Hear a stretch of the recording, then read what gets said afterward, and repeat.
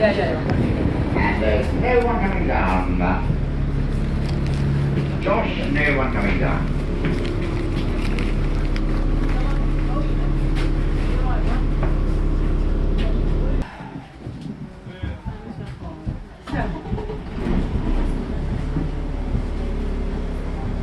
Outside of that, the glass down area was once the moat full of water.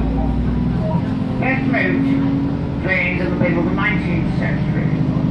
The water had become rather stagnant, full of great hazard, and they moat now since 1843. Being glassed outside provides a very handy area for the staging of various events and exhibitions. Moat area down to our left. And beyond the moat to the left, on the further side of the river, that modern circular building coming into view, that's the City Hall. The building designed by Norman Foster, and it's home to the Greater London Authority, the GLA, London's overall governing body, and the Greater London Mayor, Sadiq Khan. His office also there in the City Hall. But we're heading down onto Lower Thames Street, and it's on this street that Geoffrey Chaucer once lived. Chaucer, that great 14th century writer, the man who wrote the Canterbury Tales, and working as the controller of the petty customs at the Port of London. Never gave up the day job, Geoffrey Chaucer. Certainly later writers and poets revered Chaucer. Many of them wanted to be buried close to his tomb in the Abbey, and many did were. And it's that section of Westminster Abbey that became known as Poets' Corner. Poets' Corner, Westminster Abbey, where you'll also find the tomb of Geoffrey Chaucer. The building ahead of us on the left is the old Billingsgate Fish Market building. We can still see the fish motif, the fish design, in these iron grills over the entrances on the left now. The fish motif running right through the building. The fish market itself had moved to the Isle of Dogs in 1982, but the fine old market building is still with us. The old Billingsgate Fish Market, it was always said to be famous for two things, fish and filthy language.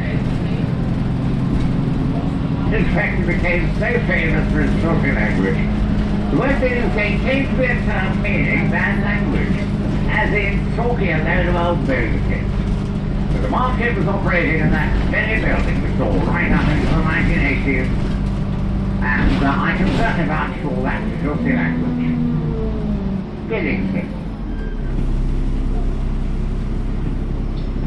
Well, I think I mentioned to many of you earlier, and designed and saw built 51 new churches here in the city.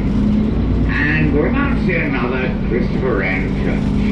It's the church of St. Michael Paternoster Royal. And it's here in this church that one of our most famous mayors of London is buried, Richard Whittington. Better known to most of us here in Britain as Dick Whittington. He died in 1423. And there to the right, that church of St. Michael Paternoster Royal, where Richard Whittington has lain since 1423. And on the right here, yet another Christopher Wren church, St. James, Garlick High. And that church had a very narrow escape during the Second World War. A 200-pound bomb fell slap bang in the middle of the church, but happily failed to explode. And the church is still with us, St. James, Garlick High. We're about to take through a short underpass. We'll be emerging very shortly beside the River Thames with more great river views as we pace back to Waterloo.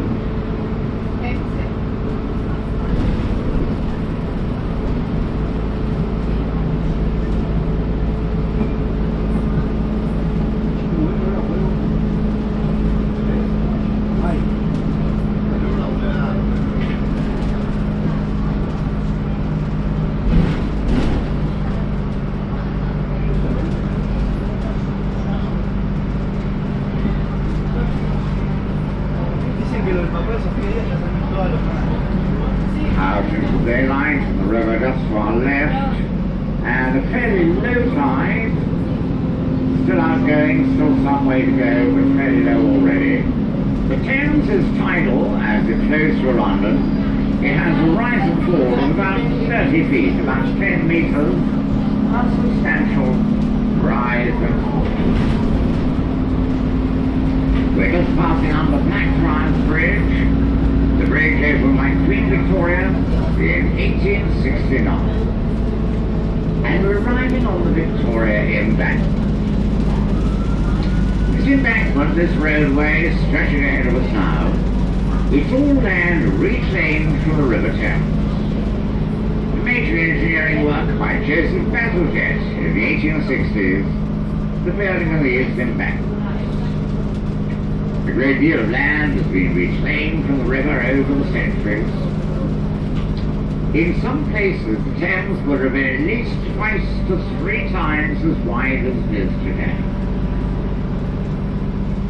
And ahead of us, to the left and right of the roadside, 2 more dragons. These dragons marking the boundary of the City of London, and here they are to the left and right now at the roadside. Every time we enter or leave the City of London, we see dragons. Still travelling along this Victoria embankment. And this section completed in 1865. The bridge ahead of us is Waterloo Bridge, and we'll be recrossing the river on Waterloo Bridge very shortly. We're heading up onto the Strand, turning right, and originally built as government offices. It is a massive building. We're going to see the north entrance in Somerset House on the Strand fairly shortly. These days, Somerset House is home to so much, including the Courthouse Gallery, with its wonderful collection of Impressionist and post-Impressionist paintings. And most of the eastern section of the building is now taken over by King's College London, part of London University, King's College. But we're climbing now towards the Strand. The streets crossing ahead of us. Strand is simply the old Saxon word meaning a beach or foreshore.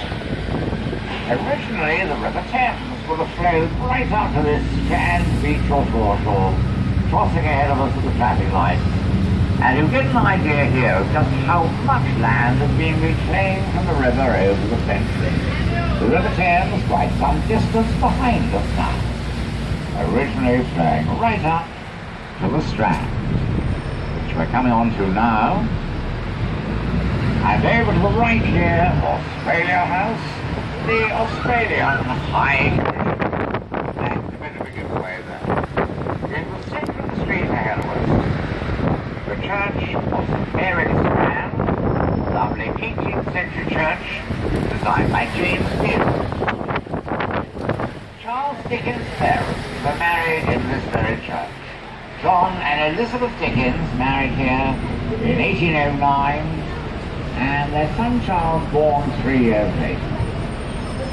The church of St Mary's Strand on our right. While ahead on the left, the north entrance to Somerset House.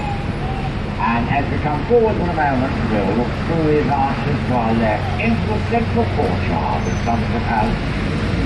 A lovely 18th century courtyard. The faces of the Impressionist exhibitions I mentioned earlier there to your left.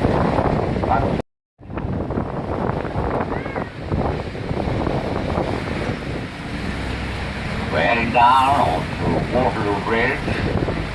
It's the longest span of bridge in central London.